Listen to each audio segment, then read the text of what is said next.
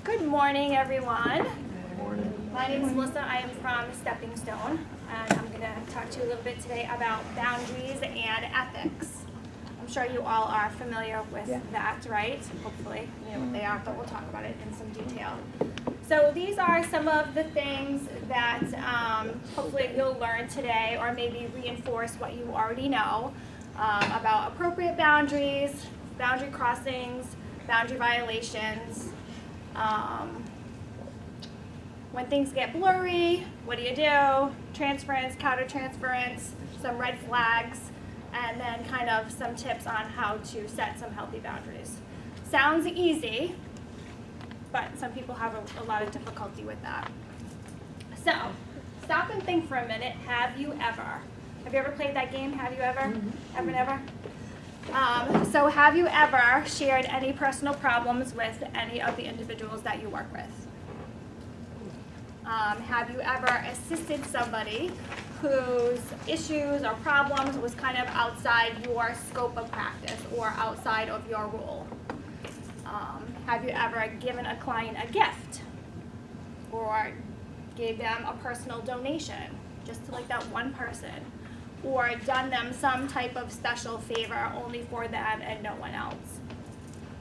Have you ever complained to the individual that you're working with about your coworkers, your boss, the person in the cubicle next door, how the social worker down the hall doesn't get it, maybe the office person's giving you a hard time, or anybody that you work with? Have you ever socialized with one of your consumers, clients outside of the workplace or outside of your defined role? Have you ever dated a colleague or a client or somebody who's under you that maybe you supervise or maybe your supervisor? You're shaking your head, but it happens all the time. You'd be surprised. Have you ever flirted or engaged in any type of sexual inappropriate behavior with a client because it's all in good fun? I know, it's crazy, but it happens. So boundaries and ethics kind of like go hand in hand. The ethics are our principles, our beliefs, our values, the code by which, we all have our own ethical standards as people, and then we have the ethical standards for the role that we work in. So if you're a social worker, a case manager, doctors, anybody who has a license, you have your own set of code of ethics that you are to abide by. Now, they're not necessarily a law. You may not go to jail if you break one, but if you break one and it results in some harm to the individual that you're working with, that's kind of where the law stuff can come into play. So why do we have code of ethics? I know it says it up there, but what do you think? Okay, to protect the client. Protect ourselves. To protect ourselves, yep. Kind of helps us stay in check, right? And know what it is that we're supposed to be doing and the standards of the agency that we're working for. The agency that you work for may have their own defined code of ethics, and you should know what those are so that there's no confusion. And if you do have some confusion, then you should ask about that. But it's a value, it's a system, it's the way that we do our work, it's the way that we live. So it helps us define acceptable behaviors. We want to have high standards of practice, so it kind of reinforces that. It's a benchmark that we can use to evaluate ourselves as practitioners, case managers, where am I at, where do I want to be? It gives you the framework to have appropriate behaviors and be responsible. And it's kind of like a mark of occupational maturity, because sometimes over time, if you're new in the field, you're all excited, right? We're all going to save the whole entire world and do all these great things and help everybody. And then, you kind of realize, exactly, then you kind of realize that, well, that was all rainbows and unicorns, and as much as we want to help everyone, we have to make sure we keep ourselves in a box, I guess, for lack of better words. So for professional ethics, there are some general standards. We want to be able to have the highest standard of human service. We want to be fair and honest in the work that we do to ourselves and to the individuals that we're helping. We want to make sure that we're staying within the laws, the regulations. If you're working with an agency that is federally funded, that is licensed by BSAS or DMH. You want to make sure you're following whatever those regulations are that apply to your specific program and the work that you're doing. And you want to give good quality service, and that should be a priority because it's about the person that we're helping, not us. And we want to try to avoid conflicts of interest, which could be like dual relationships, things of that nature. Any questions? No. Is this okay pace? Okay. Because as we go along, I start getting excited and I start talking faster, so if I need to slow down, just tell me. So we have two things. We have a boundary violation and a boundary crossing. A boundary violation is very clear. It's black and white, yes or no. It's kind of the bigger things, right? For example, loaning or borrowing money from an individual that you're working with, absolutely not. Over disclosure, depending on what your role is, you might do some self-disclosure, and that might be appropriate in your line of work. However, going in and meeting with my patient this afternoon, I shouldn't tell them that my husband and I had a big fight, he slept on the couch, I'm moving out, I'm filing for divorce, right? I'm taking the cat. You don't need to know that stuff. I might say, yeah, I can understand how you're feeling. Yes, I've had a similar situation. These were some of the things that were helpful to me, but I'm not going to give them all the ins and outs of my whole entire life. It's just not appropriate because I don't want them to worry about me. That's not their job. My job is to worry about them. Sexual advances, any type of inappropriate physical contact. Where we are, there's a no hugging policy. There are times when there are individuals in front of me who are sobbing, and you know they just need a hug, and I want to give them a hug, but I can't. So it's like, you know, it can be challenging because we're all human, and we all want to be compassionate and sympathetic and understanding. Or if somebody does something exciting, you know, you want to be like, yeah, that's fantastic. I'm like, hey, high five me in the hallway instead, you know. So it's just making sure that you know where the line is. Any type of threats to the person, if you don't do this, then I'm going to do that, or I'm going to call this person, or I'm going to call this other, you know, provider that's in your circle. Of course, dating your client, please don't do that.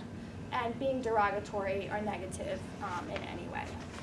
Again, all seems very clear and should be very easy for people to follow. However, it happens all the time that people cross these violations.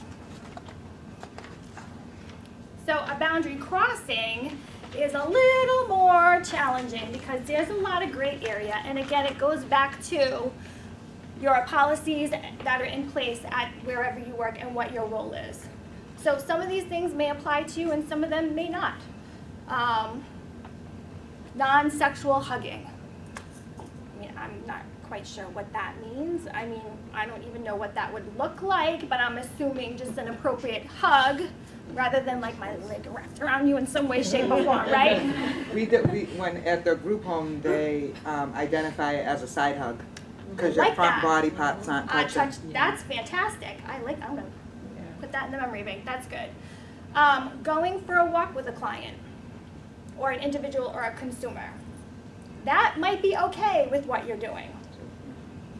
I actually had a situation one time where I had been working at a different agency and I was seeing individuals and I saw a lot of gang members that had come in and I didn't think anything of it, honestly. They're a person. They're here for treatment. And I said, you know what, it's really nice outside. Why don't we do like a mindfulness walk? Because I'm like, that's therapeutic, right? Trying to get people to ground themselves. And I'm walking, not a big deal. We have our session, it's nice. We talk about how to ground yourself and all this stuff, and I come back. And my colleague goes, where did you go?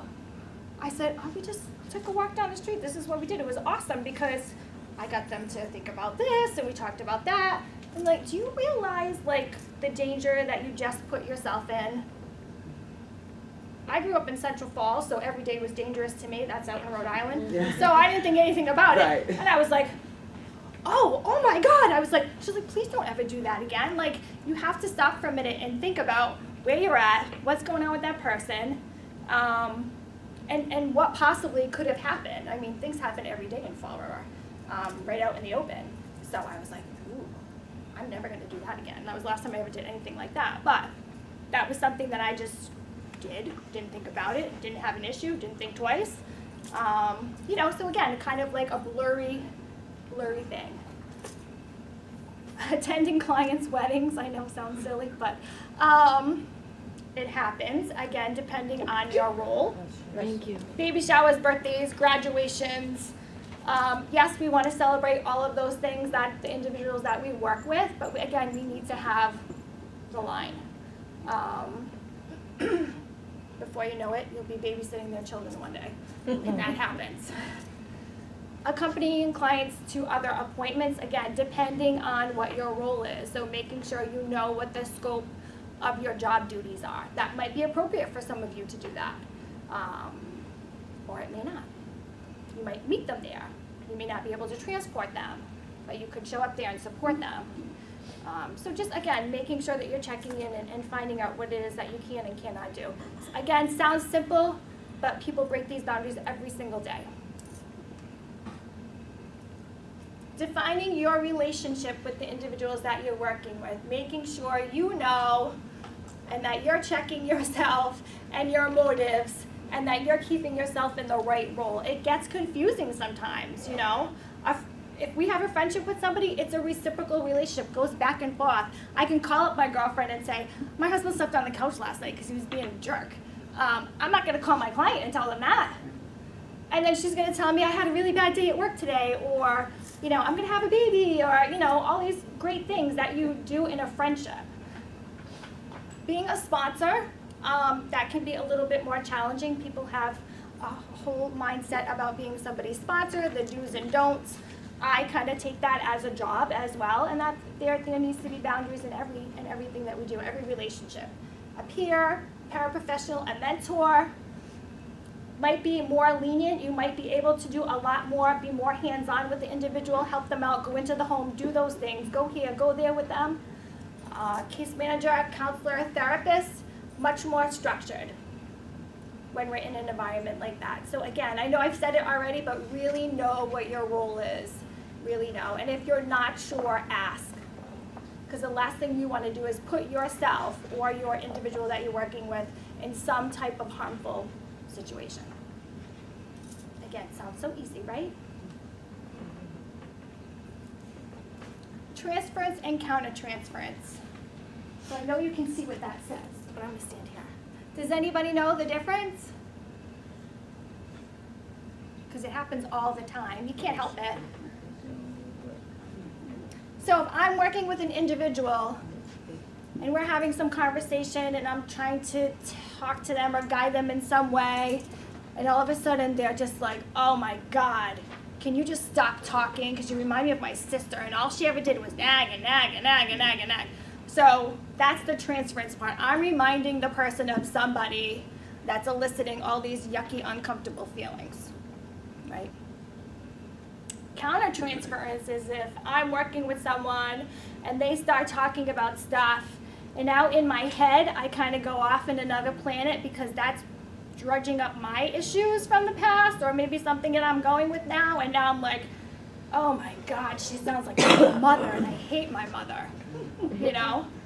So it's kind of like making sure that you're checking in with your supervisor. It happens. It's going to happen. If it hasn't, it will at some point. You can't help it. But it's making sure that you know how to kind of like reel yourself back in. Talk to a peer, a colleague, your supervisor about how to manage that. You know, it's natural. It's normal. It will happen. Don't ignore it. Acknowledge it. Hug it and love it. But just make sure that you're putting it in the right place. Has that ever happened to anybody? Mm-hmm. Yeah? Okay. What do you do when it happens? Just bring it back. I just try to bring myself back to work. Okay. Yeah, it's not about me, it's about them. Right. That's why I'm in the field. Mm-hmm. Anybody else? How do you manage? Oh, it's got to have happened to at least almost everybody in here. Come on now.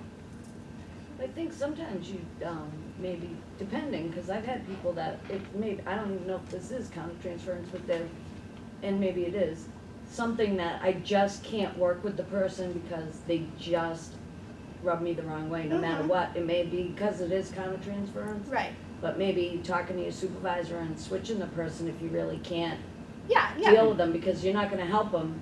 I know for Absolutely. me, if you wanna strangle them. yes. Yep. Definitely switch them. Yes, yeah. It does happen, like, it's not always gonna be a match, right? And your job as the professional is to know that if it's not working. That's gonna happen. I mean, you go to the same doctor, or you try a new doctor and you're like, I don't like this person anymore, but you need to go to the doctor, so you go and find somebody who works, who matches with you. And it's the same thing. I tell the individuals that we work with all the time, if you're feeling like this person that you're working with is not helping, or that is just not meshing, or there's too much conflict and it can't be resolved, we're providing a service to you. We're working for you, right? You wouldn't have some sloppy guy who comes to paint your house and like does zigzags all over the place. You'd fire him and get somebody new. So it's really important that we have that self-awareness and that we're taking care of ourselves too, because the work that we do is very taxing, it's emotional, it's draining.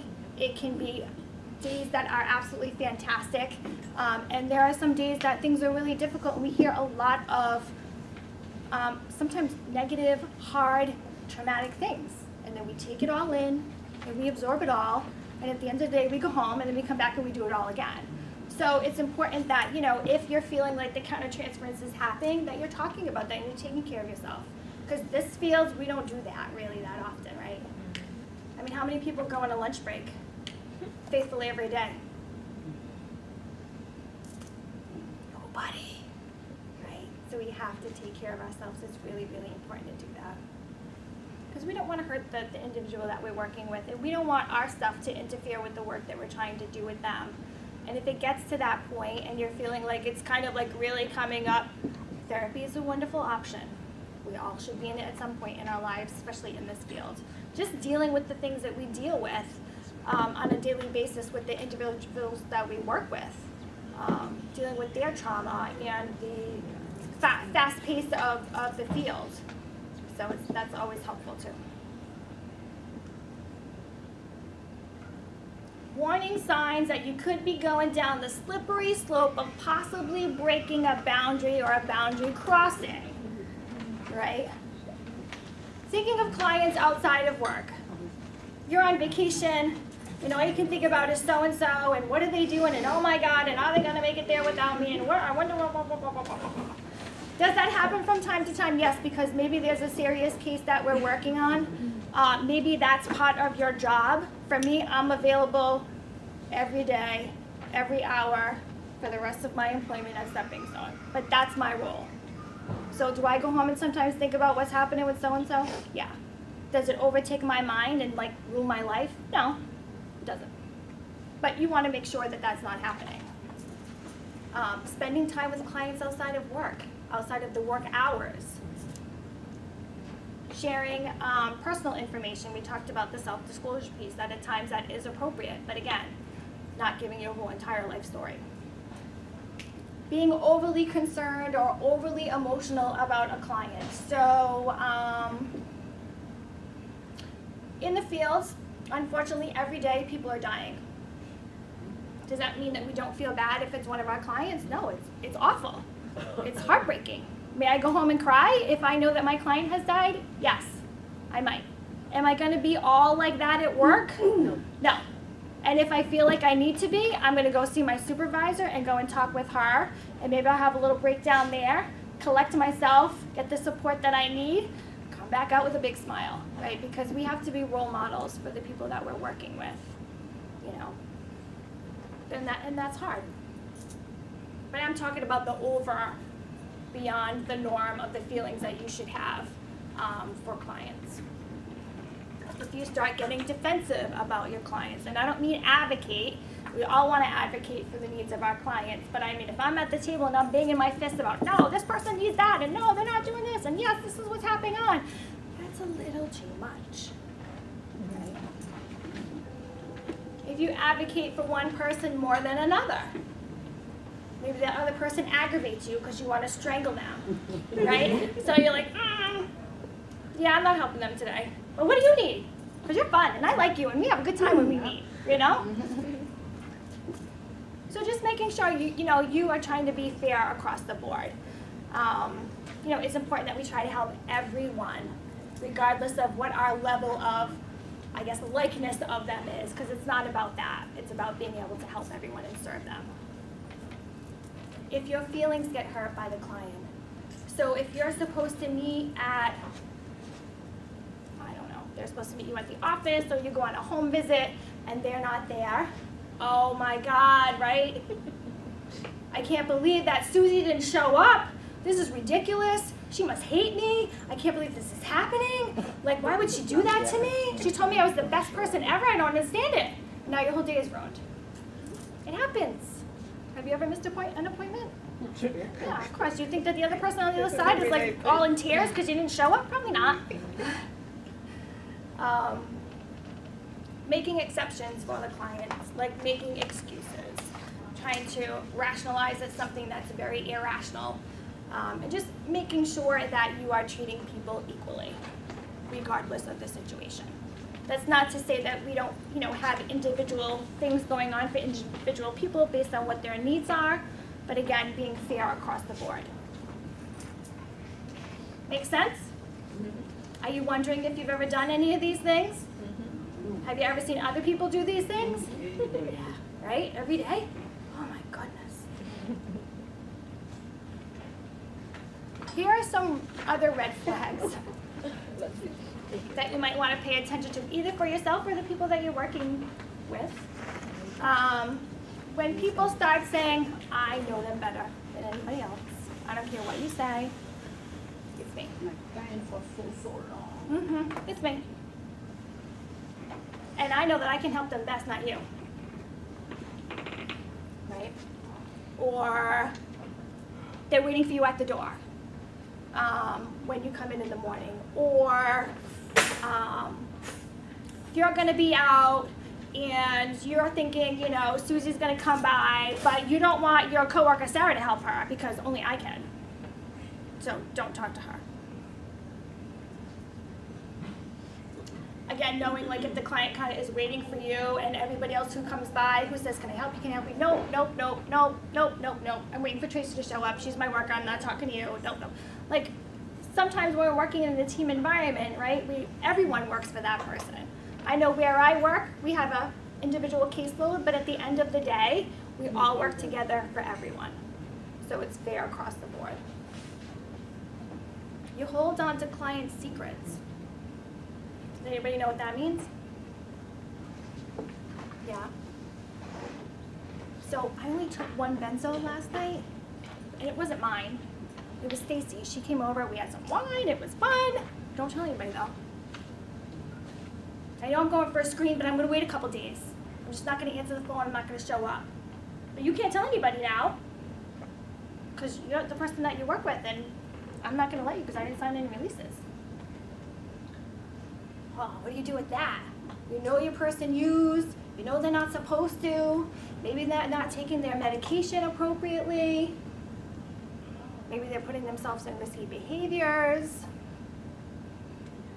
maybe they left their kids alone while they went to the bar down the street. I had a job to do. You know? At the end of the day, Those are things you want to inform other people about, especially your supervisor. Those are dangerous things.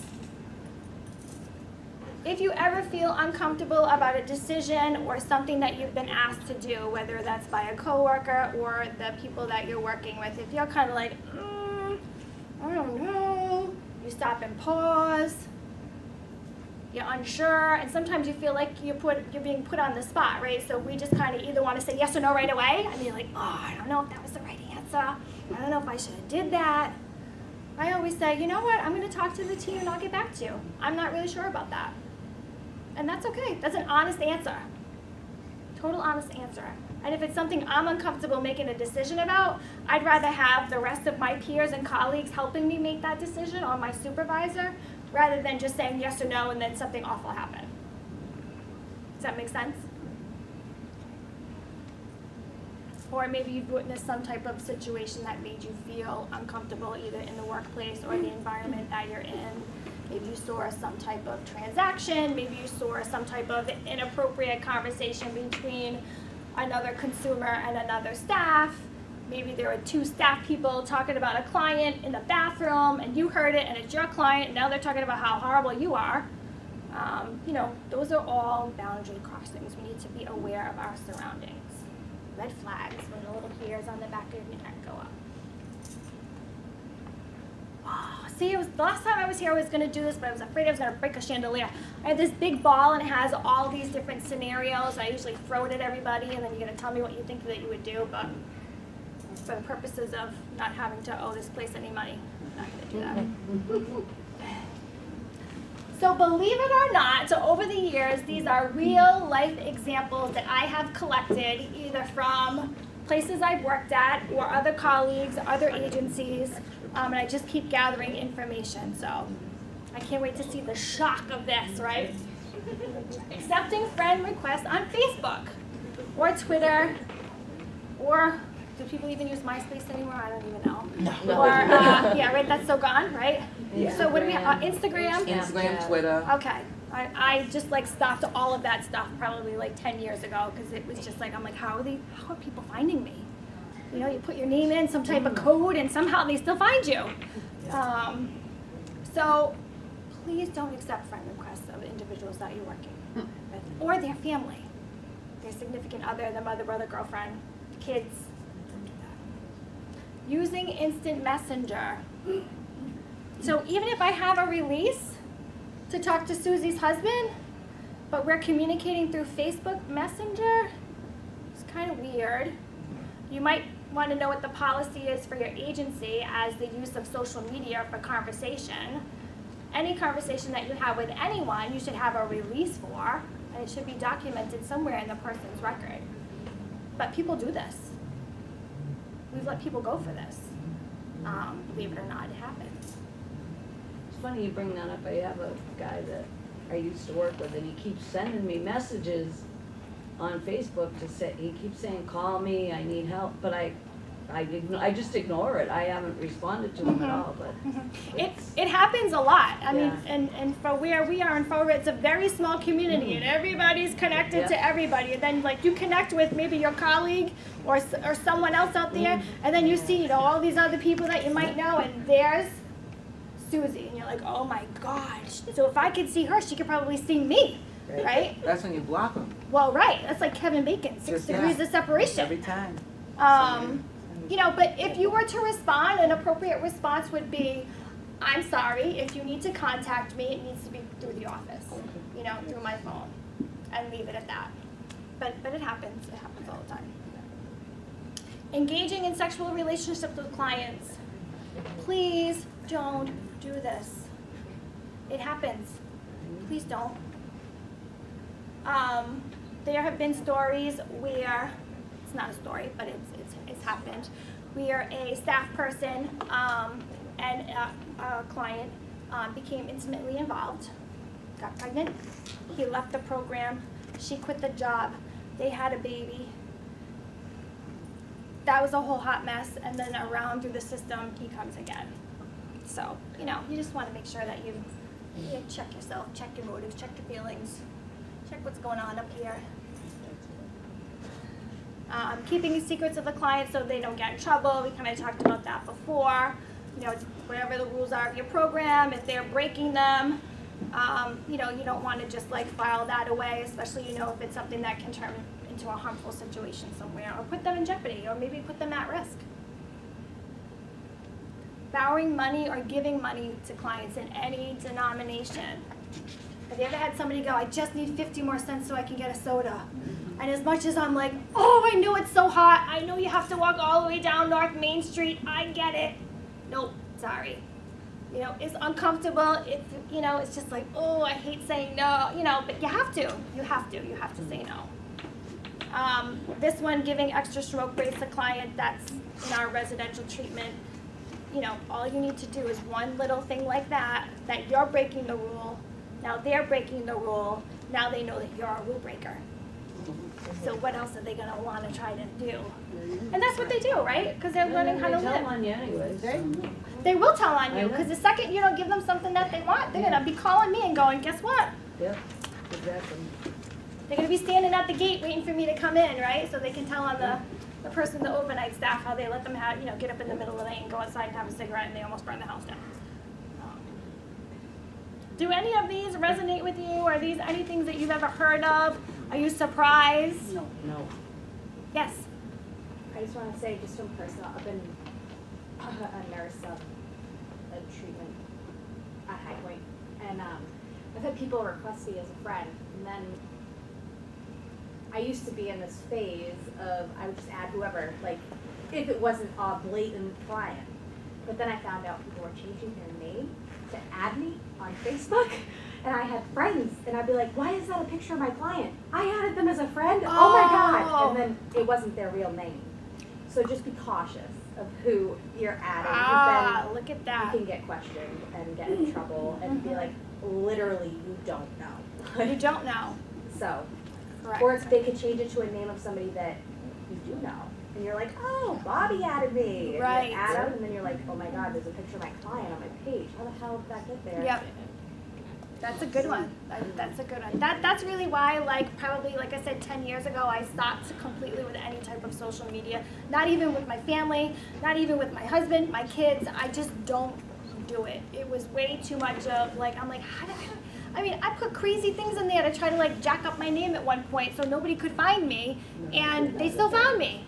So I was like, well, if it just looks like, you know, maybe I'm left the planet, that no one will bug me anymore. And actually, I can't even get on anymore because it's been so long, you know. Yes. I actually seen boundaries. I remember when I was working for DYS and I was transferring a client from a locker facility to his new home, and my boss had asked me if I was leaving to go home. So I live in the South Shore, but can you just drop him off at, his father's house? Blah, blah, blah. I'm like, all right, great. And they didn't give me much about the client, so I was just picking them up from the locker. And I got to put them up in my car, and I'm looking at him like I'm feeling uncomfortable. You know, I've been doing this for quite a while.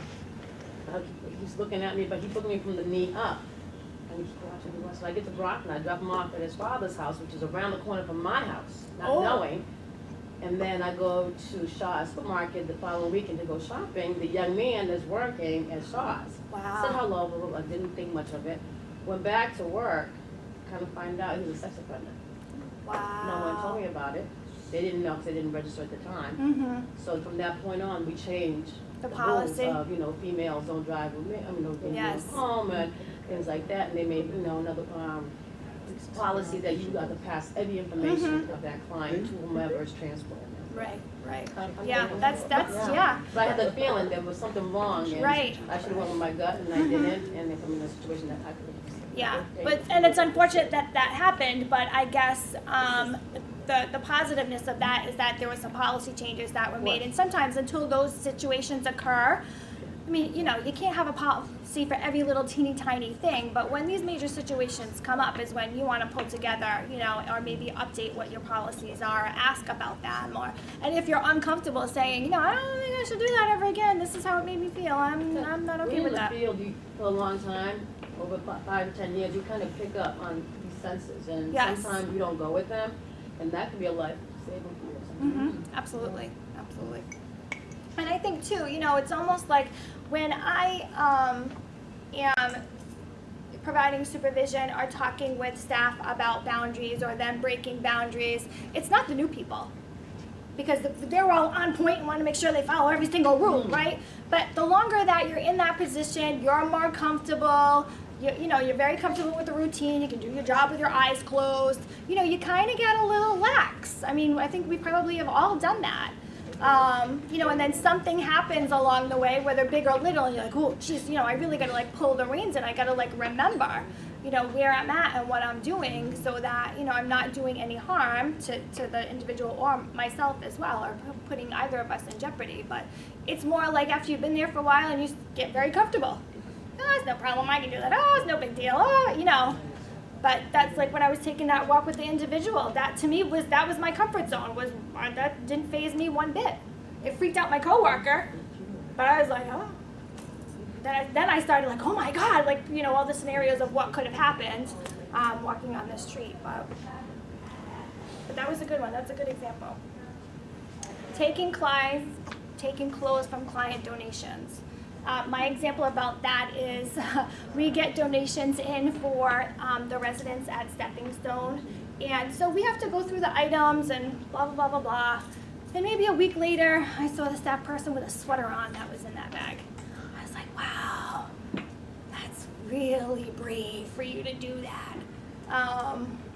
You don't want to take from the individuals that we're trying to serve.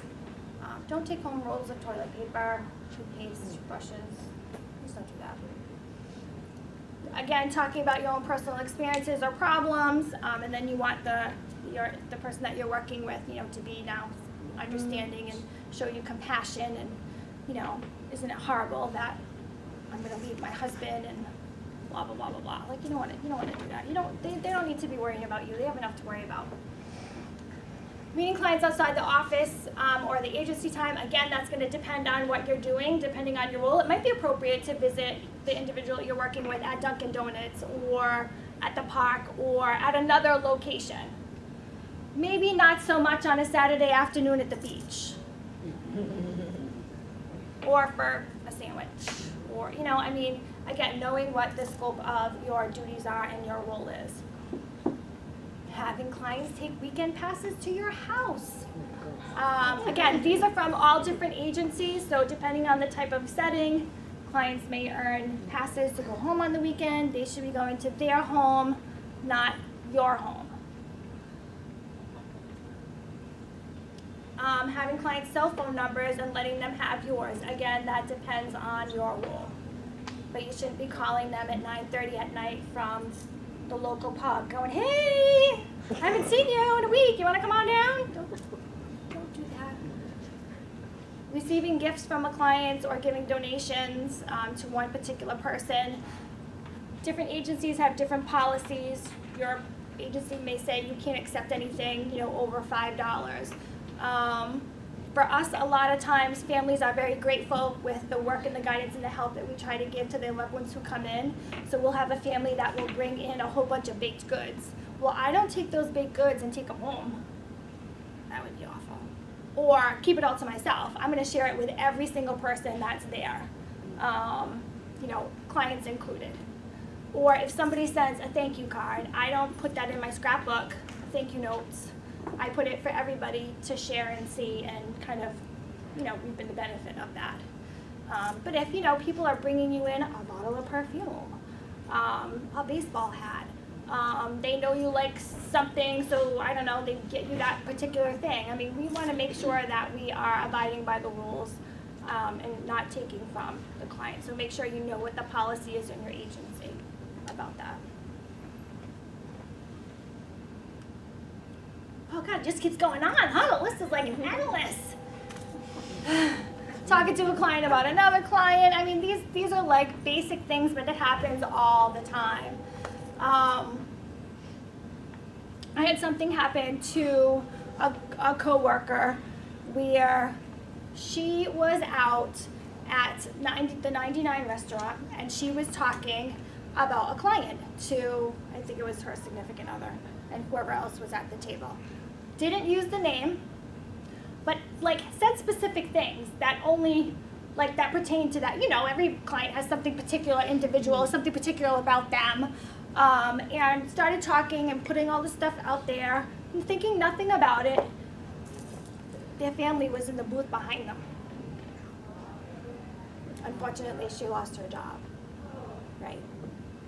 So being very mindful. You may think that's, I'm not saying their name.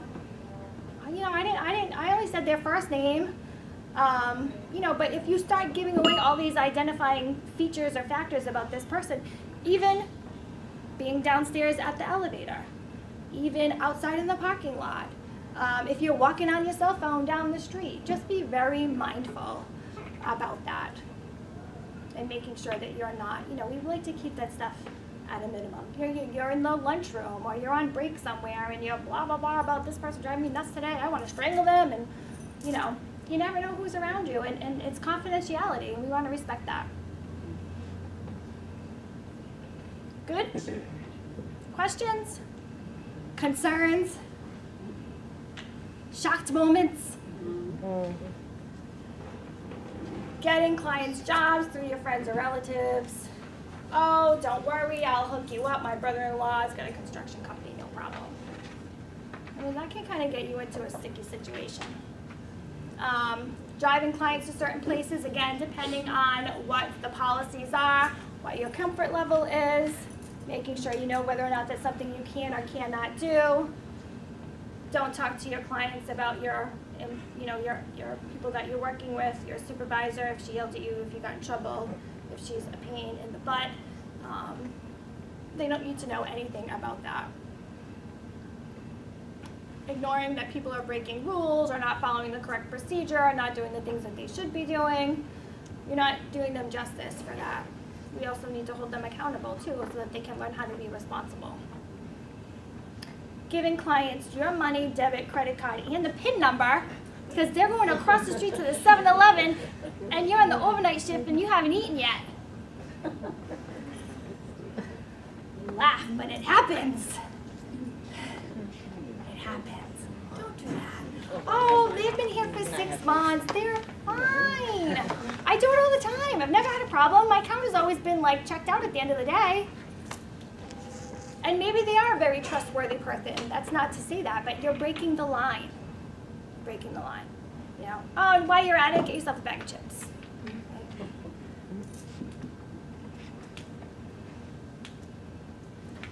The littlest things, giving or taking cigarettes from clients, gum, a bag of chips, a cookie. You know, it's those things, again, you're not setting the tone for the type of work that you're doing. You're not setting the structure. Riding cars, giving them, I mean, these are, again, some of them you've already, it's a little redundancy. Living with clients after they left the program, soliciting clients for favors, letting them use your cell phone. Where I am in residential, there's no cell phones for the clients to use. So I'm not going to give them my cell phone, but it has happened. And calling people sweetie or honey.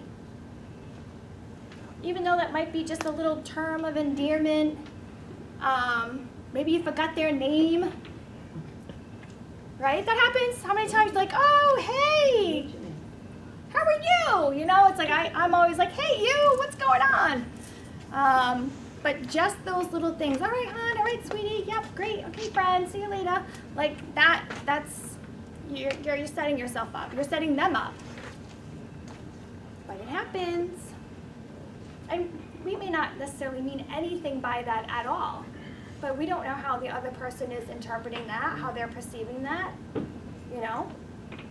So if I'm working with a male, and he may be like, oh, look at this, you know, or a female, or vice versa. You have no idea, you don't know.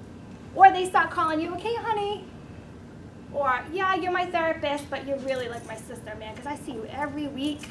I tell you everything. I'm like, no, I'm not your sister. Because I'm sure your sister goes to your house for dinner, right? You've probably done a lot of things together. We don't do these things because we stay here in the office. We talk about your sister, but I'm not your sister. So it's even just making sure that, you know, you're kind of redirecting, you know, the individual that you're working with too. That no, you know, I'm your caseworker, I'm your social worker, I'm your mentor. You know, we're working together. Not your best friend though. So healthy boundaries are a framework within which the professional helper-client relationship occurs, making the relationship safe for the client. You're setting the parameters, you're drawing the line, you're making sure that there is a clear line between the client and yourself and knowing your role. And that doesn't mean that you are disrespectful or harsh. It doesn't mean any of that, right? There are ways to go about communicating this and having that conversation with someone. You know, it's not like, no, you know, I'm your therapist. Keep yourself over there. Stay over there. You know, I mean, it's all about how you communicate that to the person that you're working with. So we want to make sure, you know, that we're setting up a time frame for the person. Yes, we're going to meet every Tuesday at 9 o'clock for an hour. That's the time frame, that's the slot that we've designated. In fact, you selected that one because you said that worked best with your work schedule, so that's what we're going to do. Limiting your personal disclosure, making sure you're having a general tone. Clients, individuals that we work with, they're going to get us upset. We're going to get irritated because this is the 900th time I asked them to bring me that DTA form, and they haven't. So making sure that you're keeping yourself calm, peaceful, same tone of voice with everyone. which isn't always easy. Limiting or eliminating any type of touching. And if you're like in an outpatient, you know, you have to get a copay. It's a federal government regulation. You have to. So you don't want to necessarily be like, no, don't worry about it. Just pay next week, and next week comes. No, don't worry about it. It's mandated. We have to collect copays. But that probably doesn't apply to most of us here anyways. But so it's about the structure, setting up the rules. And our professional boundaries are driven by do no harm. I think we've all heard that statement before, right? Respect the rights of the clients. Respect their privacy. And don't look at the client's weaknesses and their vulnerabilities and take advantage of them. Oh, I know this client is super passive, so it's all right if I don't meet with them this week because they don't really care anyways. You know, they're not going to say anything. They're not going to be mad because I'm going to go to the beach instead. As a professional, we should concentrate on the needs, the ideas, and the experiences and the feelings of the individuals that we're working with. Advise a therapeutic help to the client. Keep the relationship in the work setting. Again, making sure you're having, you know, a time limitation. You're always going to have that one individual right before your time ends that they're going to be like, well, wait a minute, I forgot to tell you about this awful thing that happened last weekend. And now you're rolled in for another 30 minutes. Does that happen? Yes. Are there circumstances where you may go outside the scope of time that you're supposed to be working with the individual? Absolutely. Absolutely. But you want to pay attention. Does this happen every time they come? Are they constantly showing up late? Because your time and your work is valuable. You have other duties, other things to do, other people who need you as well, right? And we're also trying to teach people life skills, how to be accountable, how to be responsible. I don't know about you, but if I show up at the doctor's 45 minutes late, he's telling me to go back home.